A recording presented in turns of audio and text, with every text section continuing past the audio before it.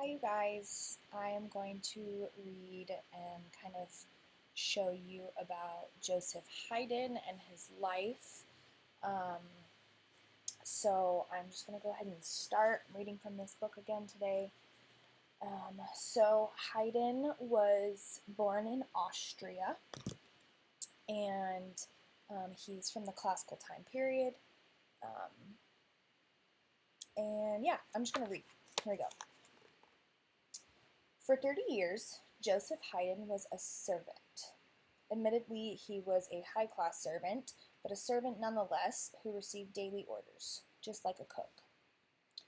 Although life as a musician servant meant a lot of bowing and scraping and an extreme amount of brown-nosing, it had its advantages. For decades, Haydn had a ready audience for his compositions, a quality orchestra at his disposal, and time to explore his musical inclinations. And whereas Haydn was happy when he could finally become his own man, he recognized the value of those years of servitude. They helped him become one of the most original and influential composers of his era. Haydn was born to a wheelwright in the peasant village in Austria near a Hungarian border. The Hungarian border, excuse me. Matthias, his father, had taught himself to play the harp, and he whiled away the long winter nights strumming folk tunes. As a tiny boy, Matthias' second son, Joseph, joined in with a beautiful soprano voice. His parents noted that he beat time with remarkable accuracy.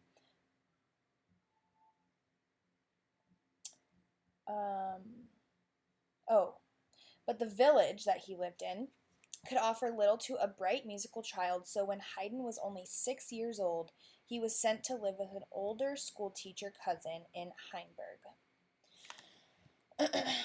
2 years in Hainburg broadened Haydn's education, but greater horizons beckoned when the choirmaster of the Cathedral of St. Stephen in Vienna traveled through Hamburg and heard this boy sing. Soon, the 8-year-old Haydn was established in the cathedral's boys' choir. Unfortunately, boy sopranos have had a short shelf life. The worried teenager actually considered preserving his voice by joining the ranks of the castrati. But when his voice broke, the choir director promptly fired him. So when he went through puberty and his voice changed, he got fired from the choir. The 16-year-old found himself on the street with 3 shirts, a ragged coat, and entirely his musical knowledge. A fortunate encounter with a friend saved Haydn from sleeping on the streets. In time, he was able to rent his own place in Vienna, a miserable 6th-floor room with neither stove nor window, but he had scrounged enough to buy himself a piano, and that's all he needed. In time, Haydn began to attract the attention of prominent musical lovers by playing in local orchestras and occasionally getting his own music performed.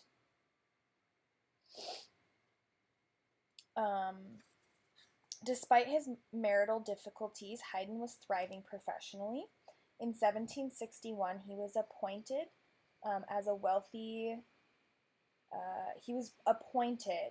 by the prince, who was a powerful Hungarian nobleman, in exchange for conducting and managing the talented orchestra and choir and composing music for both everyday use and special occasions. Haydn was given an excellent salary, comfortable housing, and a handsome clothing allowance. So pleased was the family by Haydn's work, they kept him on when Prince Paul died and was succeeded by his brother, who eventually named Haydn the full Kapellmeister, which was basically music nobleman of prestige. Despite the fancy title, however, he was a servant, a fact made clear by his contract, which called for him to report to the prince's chambers every day to receive orders. So although he was living a good life and had all the things he could ever want, he was still technically a servant. He spent a lot of his time soothing the egos of the prince and his courtiers, and his letters contained the brown nosing apparently required from subordinates. One of his major tasks was to intervene between the orchestra members and the court. His kindness and generosity towards the musicians earned him the nickname Papa Haydn, which you'll hear a lot referring to Haydn. Each spring, the court traveled to, I can't say this country, Esterhazy. Sure, we'll go with that. He traveled there, where he remained until the fall time. Winter stays in Vienna were painfully short, and as a result, Haydn spent 30 years isolated from the musical mainstream. Alone, he was forced to innovate. Because he lacked the brilliant intuitiveness of Mozart or the theoretical rigor of Bach, his advances were incremental rather than brilliant leaps. But over time, Haydn became a remarkable composer one who refined the form of the symphony into what we know today. He's often known as the father of symphonies, by the way. He essentially created the string quartet, establishing and defining structures for these works, which composers have been experimenting with ever since, whereas many of the works were written simply to suit the taste of his patrons. Nearly 30 years of virtual exile ended in 1790, when the prince died. He was succeeded by his son, Prince Anton. Haydn was finally free to pursue his own professional interests. He embarked on a series of triumphant tours of England and Italy, conducting and performing his own compositions, and took stage repeatedly in Vienna.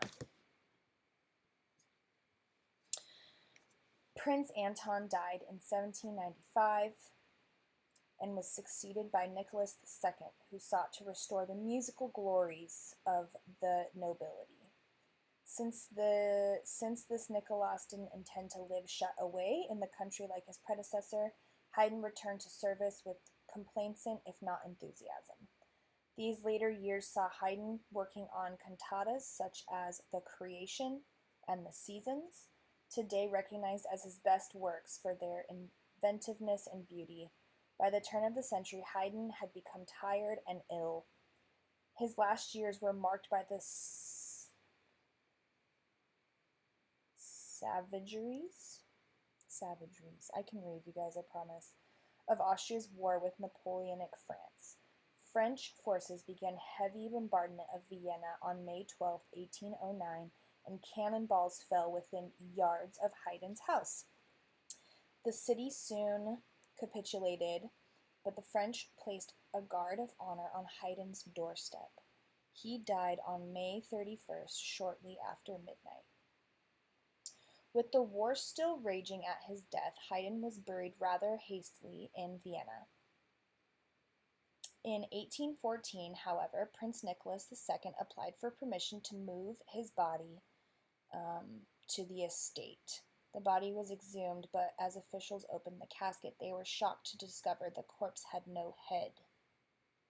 The immediate head hunt was launched. It turned out 2 amateur enthusiasts of the now debunked 19th century science had bribed the gravedigger to remove it. The 2 would-be phrenologists named Rosebaum and Peters had encased the skull in a specially made black box. When the body arrived without its head, the prince was outraged. He ordered police to search Peters' house, but later learned that Rosebaum's wife had buried it in the straw of her mattress and then pretended to be asleep during the search. The prince bribed the Rosenbaums, and in exchange for a big check, they handed over what they purported to be the proper head. The Haydn head, or skull, ended up in a museum in Vienna, where it remained until 1954, when Prince Paul finally reunited it with the composer's body in a grave in the Austrian town of Burgenland. After 131 years, Haydn was again in one piece. He was buried without his head, people. That is wild. And then a couple more fun facts. Haydn's cousin and guardian, John Matthias Frank, was responsible for providing the band for public festivals and church processions in Hainburg, and when his drummer died suddenly, he was in for a real fix. Frank immediately taught Haydn, his 7-year-old ward, with the precocious musical talent to play. The problem was the drum was much too heavy for the young boy to carry. Thinking quickly, Frank found a local hunchback willing to strap the drum to his back, so the young Haydn happily marched through the streets of Heinsberg, pounding away as the hunchback walked in front of him. Crazy.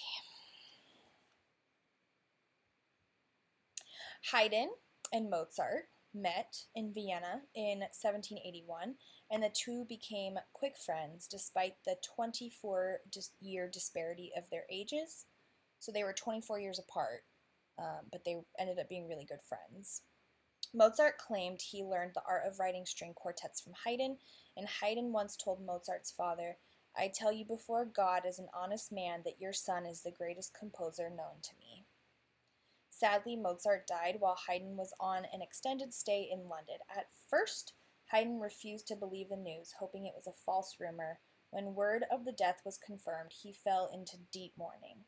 As late as 1807, when a friend mentioned Mozart's name, Haydn burst into tears. "Forgive me," he said, "I must ever, ever weep when I hear the name of my Mozart."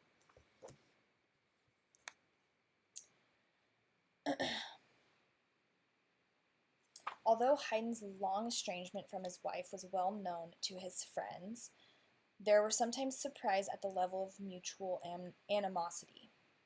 Once a friend noticed a big pile of unopened letters sitting on Haydn's desk. "Oh, those are from my wife. She writes me monthly, and I answer her monthly, but I do not open her letters, and I'm quite sure that she does not open mine." He was a weird dude. Very strange. So, anyway, I wanted to show you guys some pictures of Haydn. Here's Haydn conducting. This is also Haydn conducting. This is Haydn. I believe this is the skull that they were talking about that was actually on display for a while, and now it is back with his body. Lots of Haydn. Here's a cool picture of him in Austria at his piano. This is a really cool picture. Concert of Joseph Haydn. Look how cool that building is. And then this was an image of his funeral procession. So, anyway, I hope you guys enjoyed this couch chat on Joseph Haydn, and I hope you guys come back for the next one.